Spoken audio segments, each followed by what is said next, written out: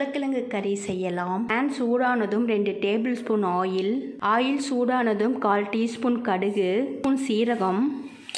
கடுகு சீரகம் பொரிஞ்சதும் 1 பாதியமாக தட்டி வச்சிருக்கிற பூண்டு பல், 4 பச்சை மிளகாய், கறிவேப்பிலை, வரமிளகாய் 2, வெங்காயம் 1 கப்பு, தக்காளி 4 வதக்கியாச்சு.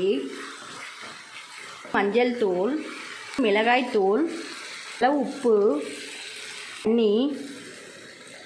3 நிமிஷத்துக்கு குக் பண்ணிடலாம். நல்லா குக் பண்ணியாச்சு. வேக வச்சு தோல் உரித்து மசிச்சு வச்சுருக்கிற உருளைக்கிழங்கு 2 கப்பு நல்லா கலந்து விட்டாச்சு. 2 நிமிஷத்துக்கு குக் பண்ணிடலாம். குக் பண்ணியாச்சு. உருளைக்கிழங்கு கறி ரெடி ஆயிடுச்சு. இது போல் ட்ரை பண்ணி பாருங்கள். தேங்க்யூ.